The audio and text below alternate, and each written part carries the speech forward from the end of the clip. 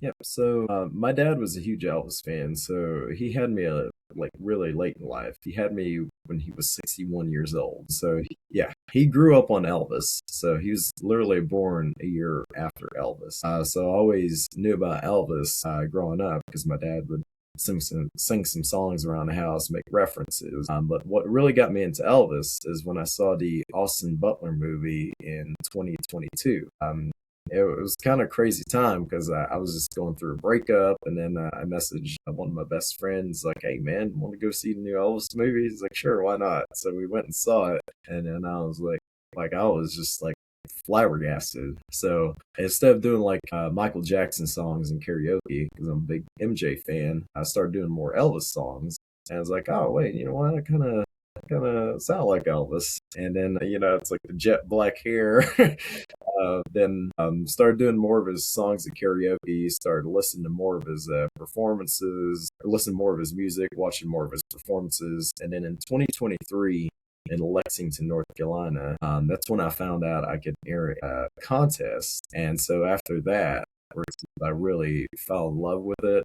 I saw how much of a smile it puts on people's faces, brings back the memories to those that grew up on Elvis or had seen Elvis. Plus, like to the new generation, to people like myself that wasn't around when Elvis was around, people you get still fascinated by Elvis. Maybe it's like the glitz, the glamour, it's like the legend of Elvis, where it gives them like an illusion to like what it may have been like to see Elvis in person. So after I went to that festival, just really fell in love with it and wanted to do it professionally. What was your first show like? Like, do you get the first show jitters, or do you get show jitters in general? So nowadays, not really like so much because it's just like with anything that you've like done like repeatedly, it just becomes like a second nature. Like maybe like if I'm doing like a contest because you're like being like judged and stuff, you need to be like on top of your game. So that's when maybe like a little like the nerves will like start to come back. But if I'm doing just like a show, then not really, because it's like I've been here before, it's like just go out there, do your thing, and have fun with it, and be yourself with it. Well, be Elvis, but also like be yourself.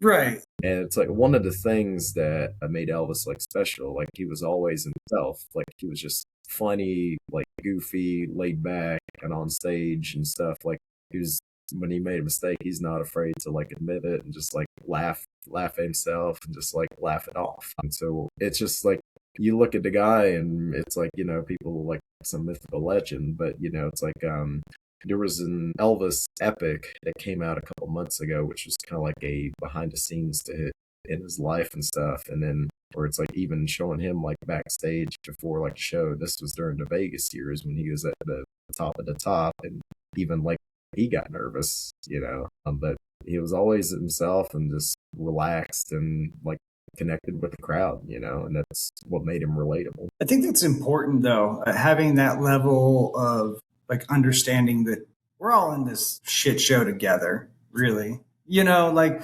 there might be varying levels of the amount of shit that you have to put up with, but at the end of the day, like we're all kind of stuck on the same rocks. That Okay. was like the movie era. Okay. I'm sure you've maybe heard the song like "Return to Sender," like "Return to Sender." So that came out in like 1960. Okay. Yeah, Yeah. 1962. So like 1958, that's when he stopped doing. Or the 50s era is like from when he started from 1954 to 58, and then he went into the military from 58 to 60, and then when he got back, he filmed like a lot of like movies in like the early to mid 60s, and then the 1968 comeback special was significant because that was Elvis's basically like first, and that's why they call it the comeback special, because it was Elvis's like first live show in like 10 years since he did like the 50s. So he was actually in the military. Yeah, yeah.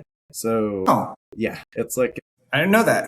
yeah, it's like if you've seen the Austin Butler movie where it's like he like got drafted, and then there's like, hey, well, should I go? And then that there's a whole controversy because he swung his hips, and that was like taboo back then. And the colonel was like, be good for you. So it's like go clean up your image, and then it's like he did and served his country and spent some years over in Germany and came back and then got into movies. Hey, that works, right?